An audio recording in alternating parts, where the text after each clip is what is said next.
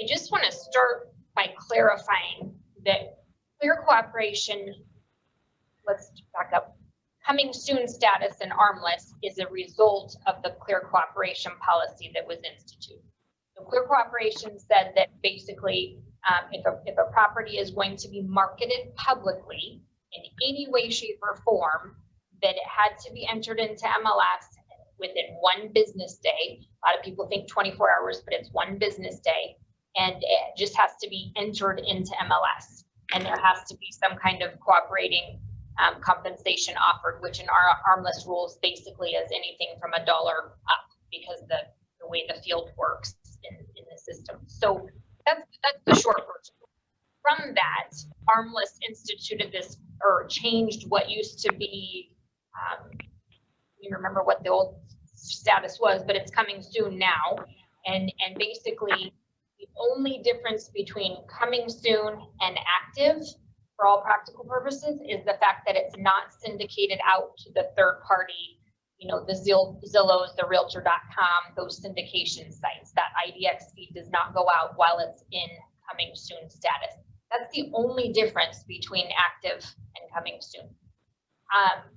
It still can be added, even if it's in coming soon, you can include it with your, it will be included with your clients' portals and their subscriptions and your searches and things like that.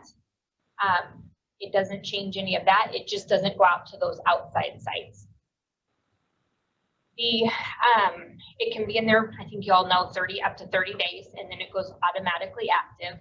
The question I think of the day that we all have, and that comes up the most that I get, is the showings. Can I allow showings? Do I not have showings? What are the rules for that? And there are no real rules, if you will, other than it's based on what seller wants. As always, similar to price or terms or anything else, it's always at seller's direction. And my policy that I've kind of put out to you guys for the sake of being careful and not running into issues is, whatever you're going to do, make it consistent and make it across the board. Meaning, if you're going to allow showings, allow everybody to show the property. If you're going to not allow showings, don't let anybody in until you open that box, if you will. And the idea is that we all know, with as competitive as it is, all the complaints that are coming with the multiple offers, or this person didn't let me in, or they accepted an offer before they put in the MLS the deadline that they were going to review offers, and all these complaints that happen, that tries to keep it as fair as possible. And, you know, I get the question, well, can I only open it up for the window of an open house or a 2-hour window? Because I think we all have seen those as well. Yes, as long as you're consistent for that 2 hours, you let everybody in or nobody. Again, it's up to the seller on what they want to do. And if you think about it logically, it's no different than if you have a seller, for example, who works nights and they're limiting the time of day that it can be shown. It can only be shown after 3 o'clock every day, or between 3 and 8 p.m. or something like that. And we've seen those forever. You know, that's always been some criteria that you can put in. This is no different. So in terms of that part, the next question that we tend to get, and this comes up with the CEO at Armless talks about this a lot, is, you know, they get a lot of the complaints, and we hear where an agent will put in the remarks, for example, that, and it's this market that's creating all of this. We all know that this will all change someday, but they put in the remarks that it'll be open between, you know, Friday at between 12 and 5, for example, and we'll review offers on Monday at noon. And then all of a sudden it goes pending on Saturday or Sunday. And the question is that okay? And is it a violation of any sort? And the answer is no. I, again, think that, to be fair, if a seller is going to potentially entertain an offer sooner, because a seller can accept whatever they want, it's their property. If you present offers as they come in, then, and a seller says, nope, that's the one I want to go with, and I don't even care if anything else comes in, that's their decision. That's their decision. But I would definitely do a couple of things. I would update MLS as soon as humanly possible. Seller has reconsidered, seller has decided to accept this offer, you know, earlier, just so that there's some amount of communication just as a courtesy. And then I also would make sure that you get documentation from your seller that that was their decision. It wasn't, we all know where the complaints come in, is it wasn't your buyer. It wasn't because it was your offer and you didn't present other ones, or, you know, those kind of things. So just be really careful with that. Just, it's the communication. If a seller is going to decide that they want to review offers sooner or make a decision sooner, maybe, you know, encourage the seller to allow you to make those changes and notify the people that have seen it, that they, you know, the deadline has moved up, maybe something to that effect. It's all about the communication of it. And do you have a question? Just a comment. I saw in the private remarks the other day on a listing that I thought was well done. Something to the effect of, you know, you look at it from Friday to Sunday, we're reviewing offers on Monday. However, seller reserves the right to accept an offer prior to that deadline. And so it made it real clear, hey, you know, it could happen sooner, but this is what we're anticipating. So I thought that was well done.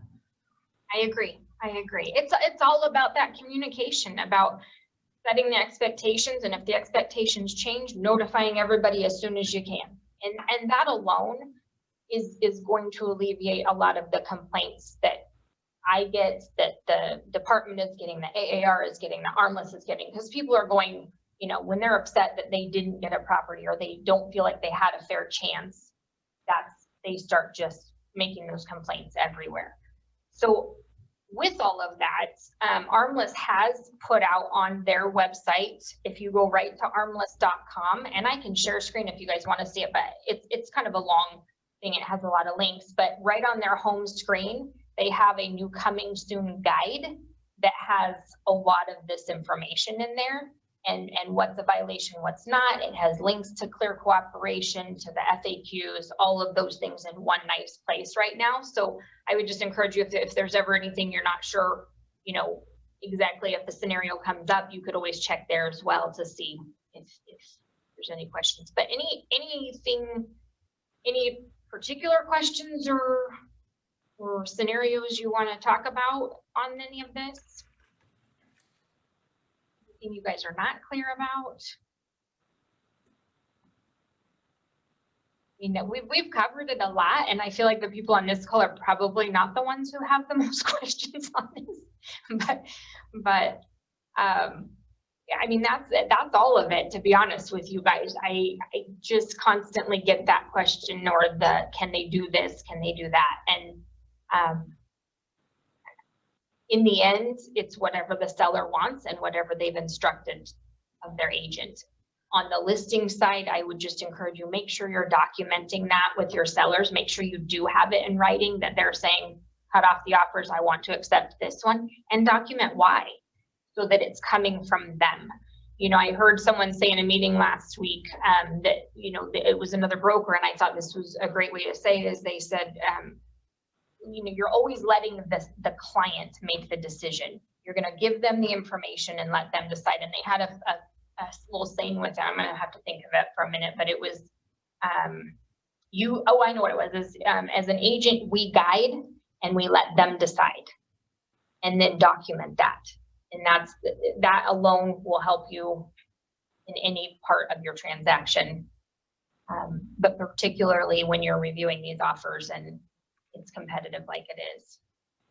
Shannon, I have a quick question, if you don't mind. Sure. So we had a scenario where we put a house on market, on Monday. We were going to hold open the houses the following Saturday, but there was so much interest in the house that they wanted to open it up on like a Wednesday afternoon type dealio, just so, because they were getting inundated. And we did that, and with some question as to whether or not that was proper, but you're saying that is okay. As long as so the question was, is same kind of scenario. It was, the intention was to put a property on, allow showing certain days, and then review offers on a certain day. That decision got changed, and it ended up being earlier. It sounds like on a Wednesday. It was like a Wednesday. Like 12 to 5. Yeah, and they opened it up. As long as, again, it's the same thing. As long as the seller has made that decision and instructed you on that, then yes, you can do that. And that's allowing anybody that wants to get in, they can get in. So that satisfies their cooperation. Okay. Yeah, again, as long, go ahead, Cindy. I have kind of an odd situation where I have a past client who owns a rental and he's wanting to sell it, but wants to sell it to the tenant. Yes. So under this, and these new rules, how does one protect oneself? Well, I think in that case, I think there's a couple of things. So it depends on who you're going to represent. I'm assuming if you're going to represent. I would just represent the seller, but also we will be paying an agent to represent that tenant. So. Okay.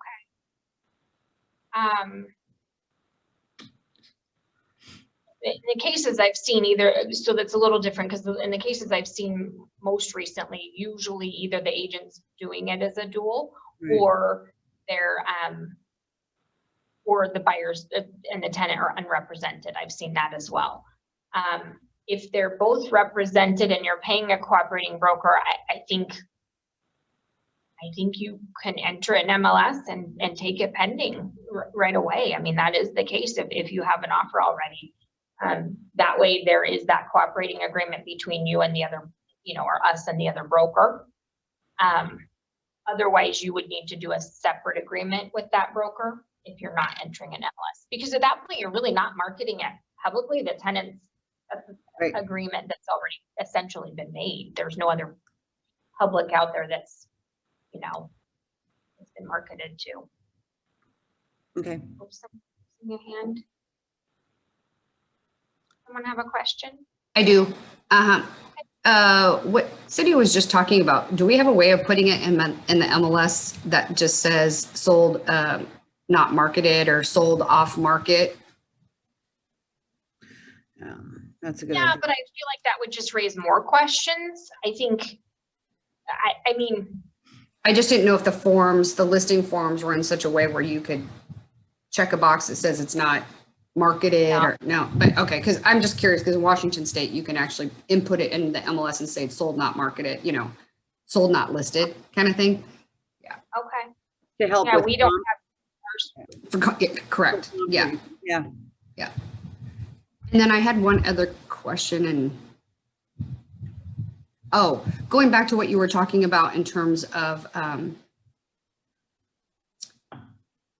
when your seller decides to go ahead and move forward and accept an offer before the original time that you said, because I had that happen on one of my listings where we had 10 offers. He's like, you know what, let's just take this one. It's the best offer. I don't think we're going to get anything better, blah, blah, blah. So I went in and changed the remarks in the listing. And then I actually called every single person that was showing it that afternoon and told them like, hey, we're going to accept an offer this evening. So, and half of them ended up canceling their showings. But that's the thing that we need to be doing too as professionals, is calling all those people. And most of them are like, wow, that was really cool of you. Because again, we're professionals. That's a great point. Exactly. And I know that that's very tedious and it's very time consuming. And I know everybody's really, really busy. And I know when you get 20 offers to respond to all those people and to do the proper rejection. And I know how time consuming that is, and how overwhelming it can feel in that space of time. Here's the thing I'm going to remind everybody. The amount of work in that one day, it's probably going to be maybe a day, maybe two at the most, to get that all sorted out and do it properly. If you think about the amount of work and time that costs you, if we were in a normal market, and I'm going to say normal because this is not normal, you would have that property on the market 30, 45, 60 days maybe. You're doing marketing, you're doing open houses, you're giving status updates and trying to get more feedback. None of those things, all that time is just condensed into a day or so. So it might feel overwhelming, but it's still the same amount of work and time, if you will, on a lot of levels. And you still owe it to all the professionals out there otherwise. And you still owe it to those buyers that they're representing and to your seller to do all that properly, to protect everybody and yourselves and treat everybody fairly. Well, because there's nothing more humiliating for a buyer to suddenly see the property pending and they never got a call when they submitted an offer. And it's just rude, honestly. I just think because of who we are and what we represent, that's what we should be doing as professionals, you know? It's that same thing, treat everybody the way you want to be treated, you know, and vice versa, or how they want to be treated. Cindy? Also, I don't know if y'all are aware, I discovered, I don't know, 3 or 4 months ago that through the showing time, there is a mechanism where you can do a group email blast to those people who have shown the house. Oh, So that way you're gonna pull in, well, I guess you're gonna pull in anybody who's made an appointment.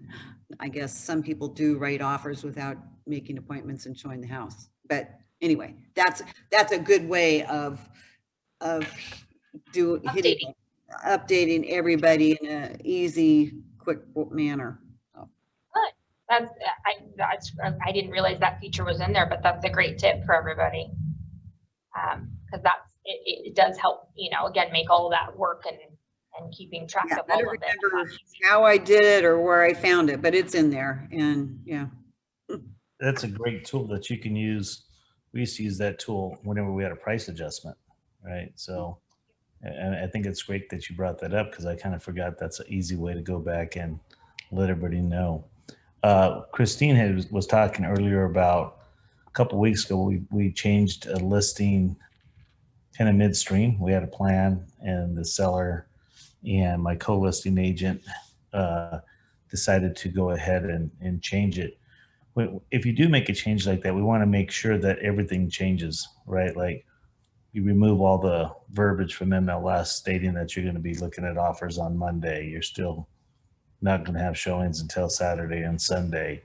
You open up showing time. And what we've been doing as a practice, and I think it's a good practice to represent the sellers, and because what we're hearing right now in our office, I know Shannon and I had a conversation yesterday where one of our agents sold a house to somebody that double escrowed it and triple escrowed it, right? So we get to closing and the house sold for more money than list price, substantially more money than list price. So I believe what I'm doing by putting the house on the market on Monday, restricting showings throughout the week. So I like to say the house is marinating, right? And now it's on all these different websites, and the information's permeating throughout the world, if you will. And we're getting buyers to come in on a Saturday and Sunday, look at the house and review them on Monday. Pretty much, I would say every house we've sold is sold at full price or substantially above. Substantially above is usually where we're at. So I think when we sell a house too fast, and when we sell a house without it hitting the market, most of the time it's probably not in the best interest of the seller. Right. It might be in the best interest of us, the realtor, to get a quick sale and maybe have our buyer buy the house, but it's probably not in the best interest of the seller. I think the house needs to be on the market. I think it needs to be seen by many people. And I think, I mean, again, that's my opinion, right? And so just be careful that we're too fast, right? You know, going, you know, Cindy, your thing is normal, right? A tenant buying to a seller is perfect, right? It's a perfect example of that seller could go get more money if he wanted to. Right, and he's, Right. yeah, and he But knows. if he wants to help this tenant that's been in his house for 10 years, that's Right. up to him, right?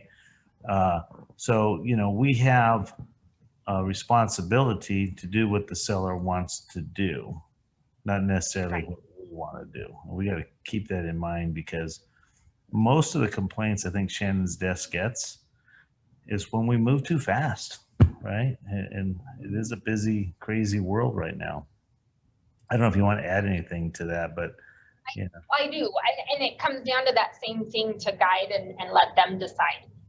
You know, you're gonna present this, if you accept this offer, or you wanna put this transaction together with your tenant and not go out on the market.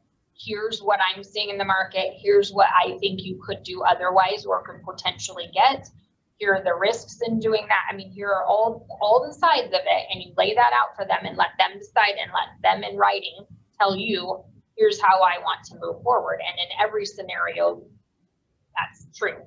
In that case, I would also suggest we have that language that's why we have it, is that if you are going to accept an offer prior to it being entered into MLS, that you understand those things very clearly, that you may not be, out in that competitive market where prices and offers are getting escalated. So Yeah. again, all of this will change at some point, but we have to advise our clients with what we know the day of, giving them comps, having them sign those comps, showing them what other houses, how fast they sold, how many offers maybe they had, if they have those remarks in MLS, making sure they're aware of all those factors before they make a decision, and then let them make the decision. Shannon, I'm not sure this is a true statement I'm about to say, so correct me if I'm wrong, but it seems like when you have a house in a retirement community and there is a very quick sale, somehow these people have time to talk to all their neighbors, and all their neighbors start to counsel them and tell them that you sold it too low. And this has been a huge problem. And I would probably be one of those neighbors that would agree, yes, they probably sold it too low. And then we have people wanting to cancel and poke the eye out of their realtor, right, for not advising them properly. These are the things that, we saw this early on when the market was really taking off. And, I don't get to hear all the complaints, but every once in a while, I stand next to Shannon and listen to her on the phone, and there's there's problem after problem after problem.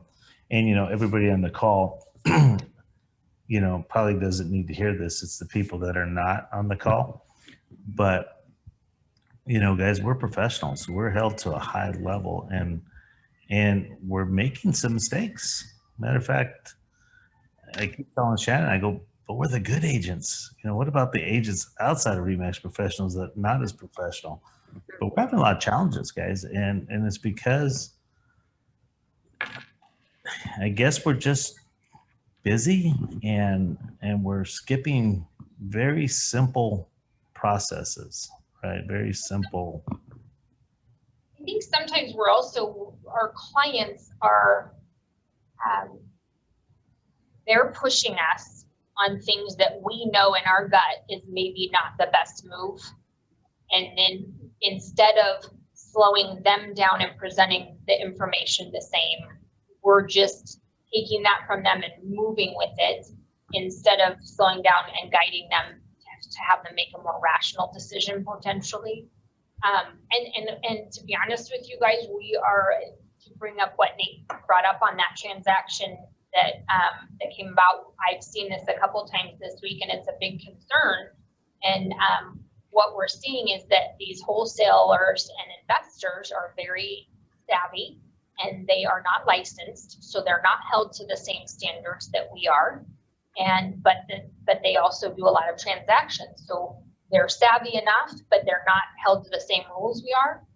And what's happening is they're hiring us, and we are not aware that that's who they are, and we're not maybe asking some of those questions if it's a cash offer in terms of when it's in an LLC, who the parties are and what their intentions are for the property when we're representing them.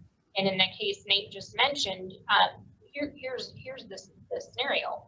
Listing, buyer shows up and says, hey, listing agent, I want you to represent me in making an offer on this. It's a cash transaction and it looks great. They provide the proof of funds, the offer is written up, the seller accepts it, everybody's happy. And then in this case, I kind of learned through what the whole transaction, but in this case, then the buyer does the inspections and they want to negotiate a substantial reduction in the price. And there are some valid repairs. And so the agent has a conversation with the seller says that's fine. They do this price reduction. In the background, what we didn't know and our agent was not aware and the buyer did not disclose up front or even at this time is that they have now assigned the property to a new buyer for an amount. And then that new buyer assigned it a second time. So we have now three, buyer A, B, and C. And all of those amounts are increasing above what the seller's getting and what they've now negotiated down for repairs. So then we come down to closing and we get a final settlement statement with buyer C as the buyer on it, and question that. And then we get an assignment from buyer A to buyer B. And again, it still does neither one of those match buyer C. Then we finally get a copy of buyer C's amendment from 2 to 3, or if you will, or B to C. And we see this chain and it starts unfolding. Now imagine how that looks when we represent that party and we represent the seller, and now the seller sees a different name, and then they see that this property has sold and this money has been exchanged that they didn't get the benefit of in that equity, and that they've reduced, and now all of a sudden it's sold for more than all of that. Imagine how that looks to them. And in this case, thankfully, the seller has been made aware. They've very much understand what had happened. They're still very happy with what they received. They're fine, and we're thankful for that. But that could have gone the other way in a very bad way, and that's really scary. And when I know everybody gets frustrated when Kimberly and I are flagging files because we're questioning names, this is why. Because if we're not paying attention to who these parties are, I'm afraid they're taking advantage of agents and ours. We're not really going deep enough to figure out who these clients are. Shannon, am I correct? The only way that you could avoid that would be to, in the contract representing the seller, to say no assignments allowed? Yes, because our contracts are automatically assignable. So we would have to specifically say this contract under these terms, this will not be assigned to any other buyer. Okay. Yes. But how many of us know that, right? I did not know until yesterday that our contracts had an automatic assign clause. I remember when we would write an assignment, Right. Cindy Clark or assignee, right? I don't think it used to be that way, did it? I mean, it's No, I changed. think- That's changed in the last maybe 10 years where they were. Yeah, and from what I understand, because I had a pretty long talk with Scott Drucker at AAR about this as some things were unfolding this week, and asking him, because you guys will see in the newsletter that's coming out, I included an article that he wrote for AAR and for the Department of Real Estate about wholesaling, but it's more from the perspective of the seller. But what I learned is that, yes, our contracts by Arizona law are assignable unless you specify otherwise. So it's not that you need to include that they're assignable, they're automatically assignable. Someone can assign their interest away.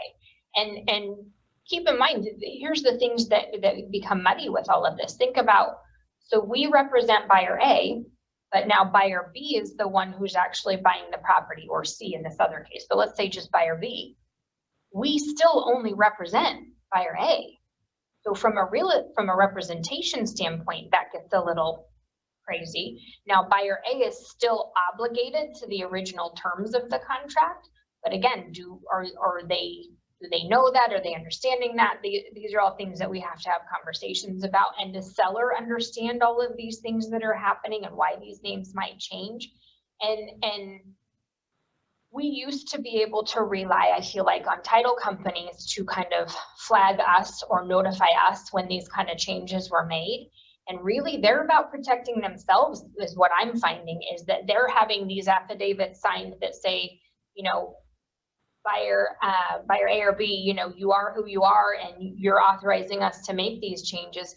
But that's only covering that hold harmless for them as the title company, and they're not notifying or including us as agents and brokerages on that. So, in this case, the only heads up that we would have possibly had that this was even happening was that the name changed on the estimated HUD, or the estimated settlement statement, just a day or so before closing. But there was nothing you could have done anyway, right?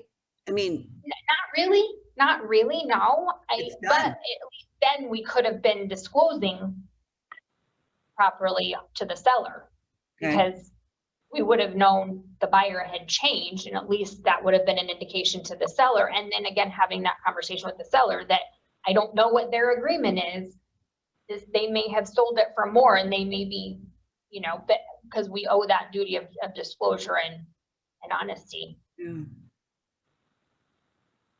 So that's where checking those names is really critical. It's just critical. Jim, buyer, how about something like this? So in the chat, Jim is on here. I'm not sure, we have so many Jims. I'm not sure which Jim this is, but thank you, Jim. How about something like this? If buyer assigns contract. Oh, hi, Jim. Hi. I was just thinking that if you thought that was a situation that could occur, which I think is probably pretty rare if you're selling it for top dollar, right? So that's the thing, is like, if you're pushing the limits of a neighborhood, I don't think this is a situation. But if you're selling something maybe too soon, like Nate was saying, like you didn't let it get marinated all week, you know, maybe you do sell it too low. If that's the case, that's when these assignments, I think, could happen. But I don't know. I was just kind of like adding a little, hey, if they want to sell it for more, if the seller gets the lion's share of it, seller probably be pretty happy. So I don't know. Right. So, you know, what's interesting is that in both cases, both of the ones that I have in the last 2 days even have both been for full price. I think one may have even been a little bit more.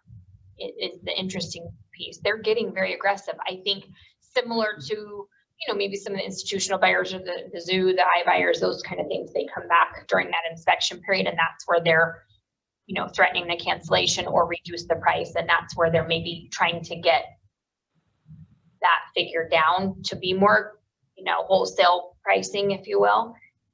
But then someone else is paying that difference. So I haven't seen too many sellers nervous about buyers canceling right now. Yeah. I know, Let 'em. but yeah, I mean, it depends on the seller's situation, because so many, you know, if they finally have gotten something else, they're terrified to cancel because they're afraid to lose that contingency, or they finally got an acceptance and they've got the moves backed up to each other, or, you know, those kind of things. That's where, you know, they tend to be willing to do anything to stay in the transaction, you know, more so than before. Yeah, it's a little, I feel like the investors, they're getting very aggressive and they're taking advantage of agents where we have to follow the rules, but they don't, kind of a thing. And so I think there's two sides. You could have a very good conversation with all of your sellers when you're listing a property to explain that these kind of buyers are out there.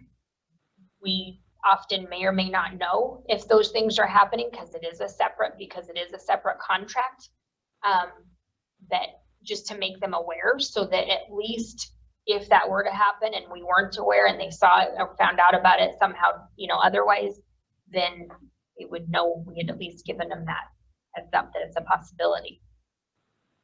Or they have the option of as Cindy said, of putting right into the purchase contract or countering that they will not allow it to be assigned. Shannon?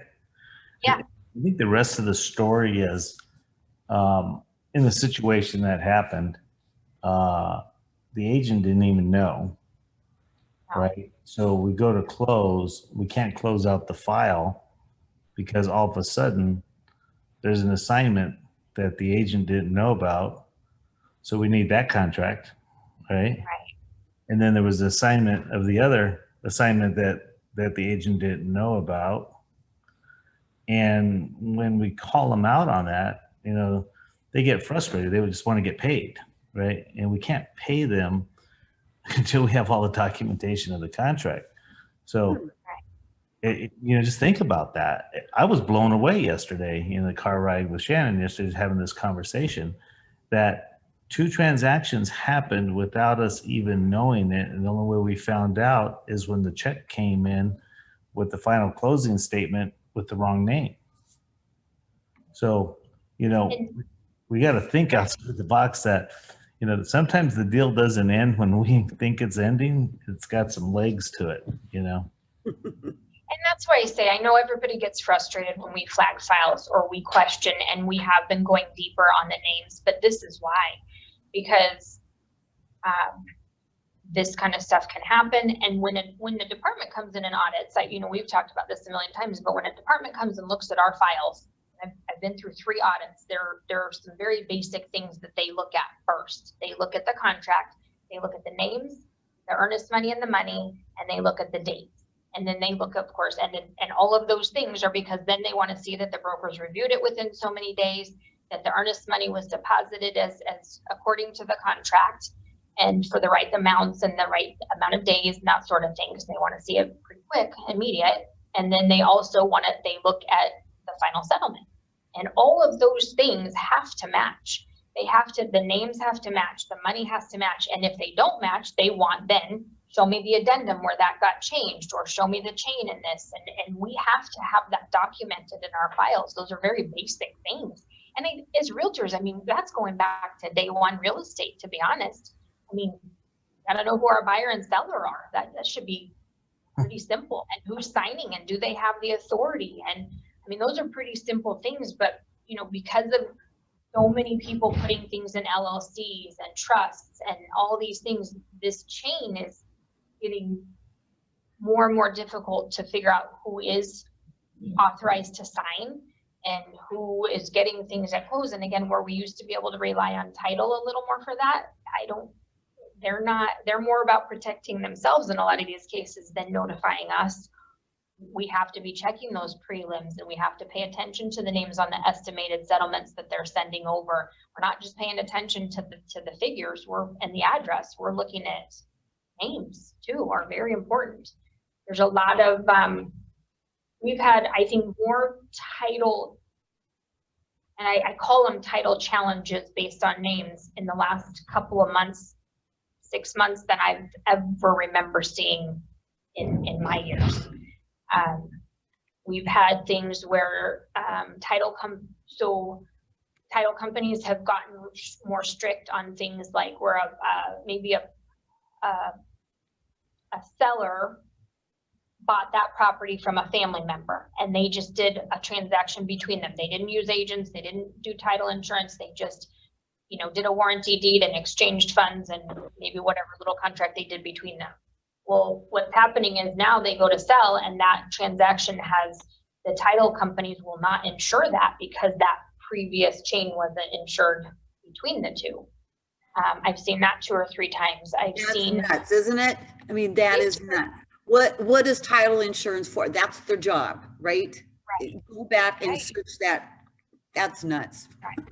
Well, yeah, and then what happens, you guys, is like the one that did the most recent one of that was where seller sold the property, we're in escrow, and title company flags it and says, we need this affidavit signed from a previous owner.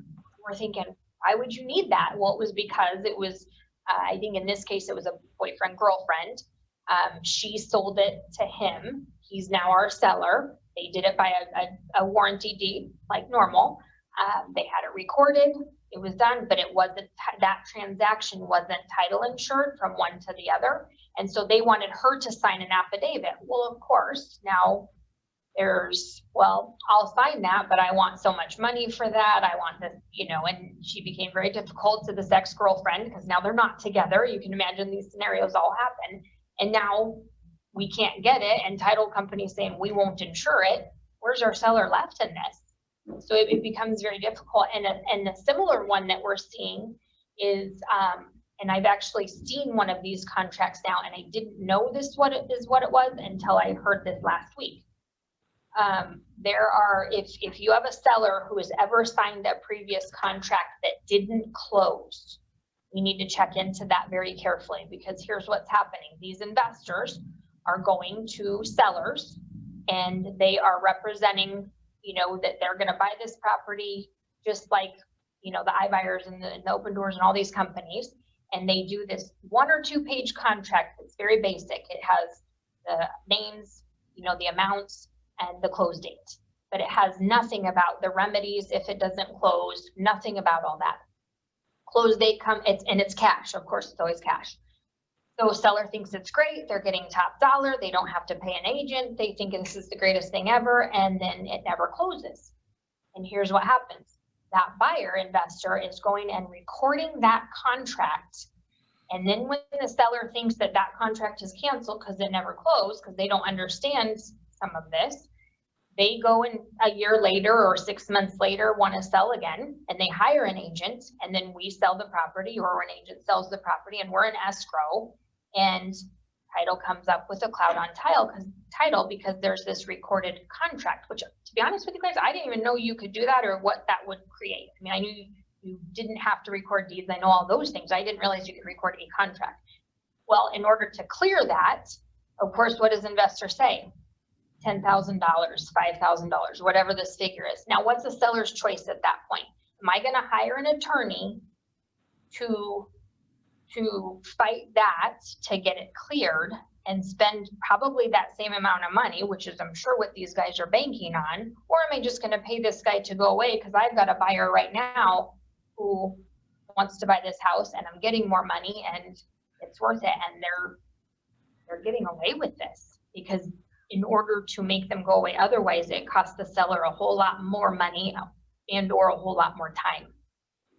And So, I know it's a one-off that you just heard. I mean, are you finding out that this is something that is happening a lot? So basically, when I take a listing, getting a title search done immediately is probably a great idea. more important Sure. than ever. I mean, just Yeah. think about it. These guys are crooks, right? So as you're explaining this, I'm thinking, so the contract has no expiration, nothing, and then they can record this contract and hold it as ransom, you know? Right. It's just, And the that's just a challenge is, crook, right? yeah, so we had an agent who had a seller who was involved in one of these transactions. And when they brought it to me, you know, they of course wanted us to review the contract because they were coming up on the close date. They didn't feel like it was closing. And this was pretty early on in that they had already agreed to it. And then they'd approached our agent about helping them. They didn't feel like it was going to close. And I looked at it and I told our agent, I said, look, we can't advise them because we're not a party to it. And we're not attorneys. So we really just need to advise them to get an attorney to help them with it at this point, because we really can't have any involvement in it. We don't represent them in that transaction. And until I heard it described by the commissioner last week and the complaint, and she's got several of these, as she said, it's making the phone ring off the hook right now. The challenge is that nobody is licensed in that. So the Department of Real Estate has no jurisdiction over it. So they can't really even do anything with these. They have to refer these poor sellers to some kind of legal counsel the same way, because they can't do anything either. And so it's a challenge. And I think not only pulling that title search when you're listing a property, but just asking the seller, even in conversation, look, as part of your checklist when you're talking to them, have you entered into any contracts or any contracts that never closed? Just to even see if that sparks a conversation. Oh, I did sign that one thing. You know how that goes. They don't understand. They don't know, but it could at least be a trigger for you to check into it further. Yeah. There's a lot of Shannon, stuff happening out there. listening to you, when I get to listen to you, right? Sometimes when you're crying on my shoulder, but you never do. But when I hear these challenges, it's making me realize personally that sometimes we're moving so fast, we need to slow down the process. I've been talking about this for literally years, but we're just starting to outline a video series before we take a listing, explaining all these things that I don't normally explain, right? That keep coming up problems. And it's because we're moving so fast, and this world is just, I admire the agents in our company that sit down and read the contract with the seller and fully explain every sentence and every paragraph and so forth. We need to get back to that. So what we're doing is we're breaking down the entire process. We're going to be pulling verbiage out of the contract. There's going to be a video. We're going to be using BombBomb and have a series of, I don't know what it's going to build out to, but we're going to start our first taping on Monday of just breaking down the process before the listing paperwork signed, and just to go through, because I know personally I'm moving at the speed of light and I'm not explaining these things like we should. And they're creating challenges for us, you know? So I would really, if you're not going to be like a Linda Raywalt and spend 2 hours explaining the listing contract and the whole process before signing the contract, then we got to figure out a better way, right? Spend 15 minutes explaining the contract, but it's got to be more than, I'm going to send you over the document, you sign it and send it back electronically, and they don't really understand what they're signing. We got to be a little bit clear. But Back we're to basics. creating a form. And so I know Christine's in the audience, but we're creating a form, and we're going to add that question that you asked, because I would have never asked that question, nor have I ever asked that question in my 35 years of being a realtor, to a form. So before we list the property, we're going to try to use like a Google form, or we're going to probably do it on BombBomb, where it goes out and asks all the questions we need prior to filling out the listing paperwork. And it comes down to, you know, this market is creating a lot of these things in 6 months, a year, whenever, you know, things do kind of become more normal at some point, whatever that is anymore. These kind of things are probably not going to be as much of a factor, but it's getting down to that back to basics, checking names, checking, you know, asking and having good conversations with clients and going a little deeper than just surface. I can get more than less. Let's put it on the market. Let's jam a contract through and let's go. You know, you gotta slow that process down a little bit. But Kimberly had a comment as well. Well, it's kind of on those same lines that you're saying is, you know, in conversation with the clients, it would be really, really nice if that extra step was taken. You have a trust, an LLC, to sit down and find out, hey, let's, you know, go through the documents. Who are the signers? I see that this happened, but I see that this person's got deceased, or in the middle of the transaction, there's, you know, a spouse that passes, but who are the signers? Who are the members? Who is your manager? And who do I have? And put an addendum in place, send something to us so that we don't always have to try to figure out, looking through the trust, looking through the POA, oh my gosh, there's a POA for this trustee. But it just, so many chains. But if you just ask those questions and put in an addendum and send that with your contracts, that can eliminate the minute that you know something on our side and eliminate. Did everybody hear that okay? What she was suggesting in terms of the names and sitting down when you are listing that property and confirming who is authorized and how many people are on that trust. Is there any other family member or the power of attorneys? And maybe even spelling that out in your additional terms of the listing so that it's very clear, and that it's maybe, or if you don't have room in the listing addendum, if you needed to spell out who's authorized and why and where that chain is, because one, we don't know when you put that file in. You know, we can look at tax records and see one name and we're thinking, well, who's this other person that signed it? Because they didn't sign it as a power of attorney or on behalf of someone else or all these other things. You know, and then I think it also at that point becomes very clear to the seller how important that is, and they start thinking through that a little differently. And the listing contract has language in there about when they sign that they have the authority. If they really don't, that's, you know, that's a concern that trickles through the whole transaction. So Cindy? Question, kind of on a different subject, if y'all don't mind. I'm curious to know what y'all think of and are doing as far as marinating time. I've been putting my list in my listings are 250 to 400 range, and I'm putting them on the market Friday morning and then reviewing them Monday, and with telling agents to allow till Tuesday. Now, are y'all, I hear Nate saying that he puts them on Monday, and you know, so it's visible to everybody. Does anybody found a good or better way of number of days or how to do that? Cindy, one of the reasons I do the longer time is because we have some great benefits from RE/MAX with AdWorks, and we get 7 days free advertising. Okay. And I was doing exactly what you were doing. We're doing Friday, sometimes even Saturday morning going live. Okay. And what I found, right, is that we're getting more money by having a longer period of time, right? What we were doing, we would list them on Friday and we were usually selling them on Friday, right? We had an offer come in, seller accepts it, right? So, or we were selling it at full price and thinking I was doing a good job. But if we would have just went through a couple more days, we would get so much higher, or probably even a better quality buyer. Yep. Everything works, right? I just found that I was missing out the benefit of my seller to get a 7-day AdWorks and then also a 7-day free megaphone on Facebook and so forth. So I felt like I was cheating Remax from spending their money. I wanted to make sure that marketing was being. Okay, so are you putting it on Monday as coming soon?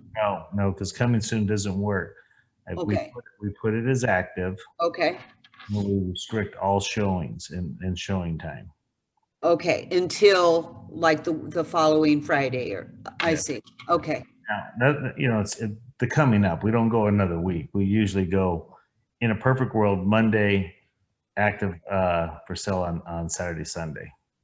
Okay, if it's vacant home all day Saturday and Sunday. A couple months ago when it was really chaotic, we were really trying to block out 4 hours, get the seller out and let all the realtors and all the buyers come in. And but we're not getting as many people through those open houses as much. But it's also what we're trying to do, and this might be more of a self-serving piece, is get an opportunity to be at an open house and meet the neighbors that are coming through, letting them know that we're there. And we are picking up more listings and more buyers by doing the open houses. And my team, I think one of my team members might be in here, but they're fighting to get on an open house, to be able to get in front of people, and just doing the simple things, right, to continue our business. So you're doing open houses then on that Saturday and Sunday on days 6 and 7 or whatever. Okay. We have, before the open house, we might even have offers. Right. And trust me, it's a pain in the ass to do what I'm saying, because if we list on Monday, I get barraged with calls. Right. We got a buyer. We're in for California. Can we get in, please? You know what I mean? And it's a pain, right? And sometimes we'll break down and we'll cave. Then you have to cave the whole thing, right? The whole program breaks down, and then you start allowing agents to show. But if I can convince my seller it's in his best interest to wait until Saturday, wait till Monday to review offers, I think they get a better offer, right? I do. If we I agree with that. Yeah. too soon, it's in our neighbor's house. We sold for $100,000 over list, and it was kind of that deal, right? We were going to do the open house on Saturday and Sunday. We had 2 agents that broke us down. We said, okay, we're going to open up for showings on Friday. And by Friday night, we had offers over $100,000, no inspection, non-refundable deposits. And both of them did not want us to do the open houses on. And the seller didn't. That was a perfect example where the seller says no, even though Steve showed up for the open house, he was told to leave, because we were in that negotiation and, it sold, Some sellers don't want open houses. Matter of fact, most of them don't, and, but that was a perfect example of marinating, because both buyers were from out of state. One of them, I think, was already in a relationship with an agent here, one of our agents actually, and the other one came in from out of state, but they saw it on Zillow or Realtor.com or wherever and called their agent and came out specifically to not only see the house, but make an offer before the open house. That's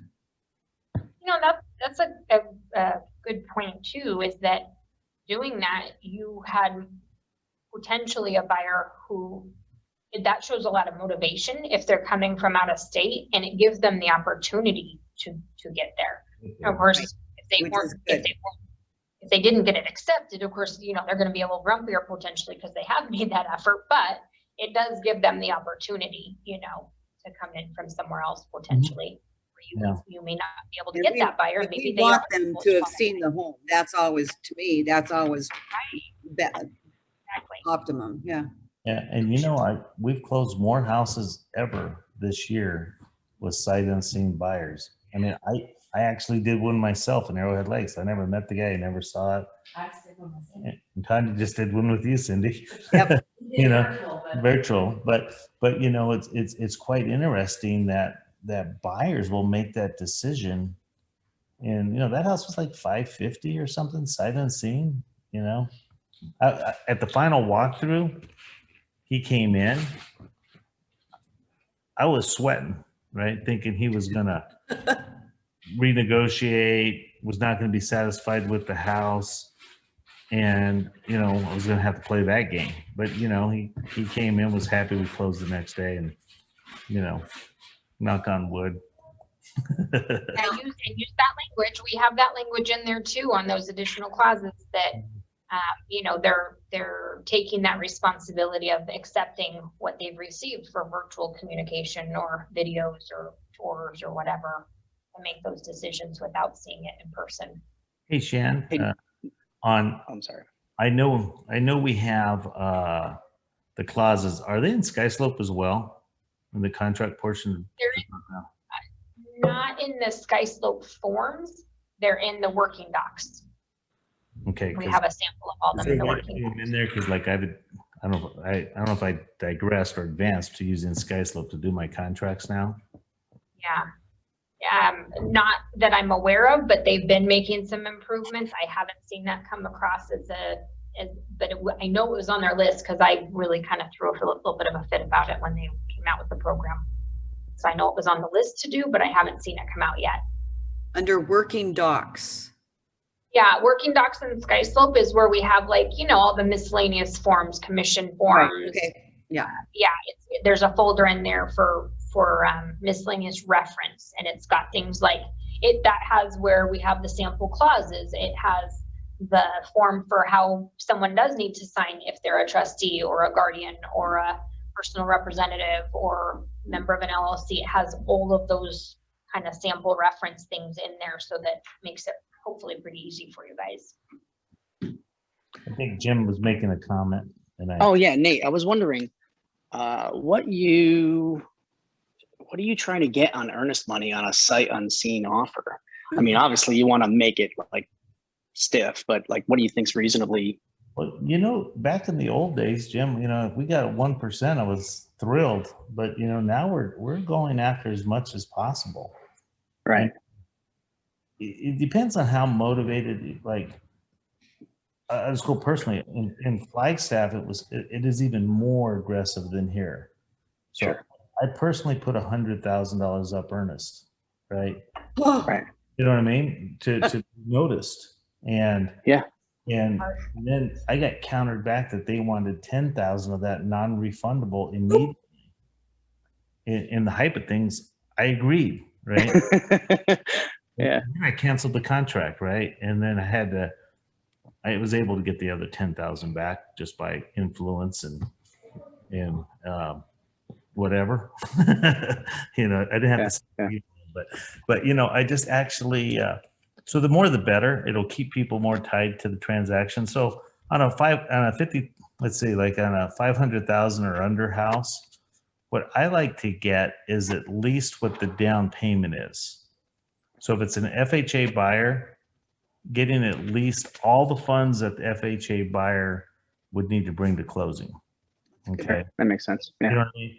So, but I've been seeing a lot of, probably between the $500,000 to $1 million range, 10 to 25,000. Right. Yeah, I'm recommending obviously my buyers put as much down as they can as earnest money. I told them, look, I'm going to guide you up until you breach the contract on your own. I mean, obviously I'm not going to let you do that without you knowing it. But it's their money. It's just gives them more power in the offer. Mhm. I'm recommending, 20 grand on $500,000 houses to buyers. And look, you have your inspection period that we can make final decisions. But anyway, I was just kind of curious on the whole non-viewing in person. Obviously we've all seen those deals fall apart, whether it was our listing or we just were part of another, like we had an offer on a listing, maybe that we were the beneficiary of that first deal falling apart, right? Mhm. So I'm just kind of a little gun shy about the sight unseen, although I've closed them, right? We have Depends which buyers. side the fence we're on, right? If we represent the buyer, we want it to go. Yeah. So we really don't want it to go, so. Yeah. Okay, thanks. So, With the earnest money, my only caution in any of that always is that you're just really careful that you have a really clean, clear contract.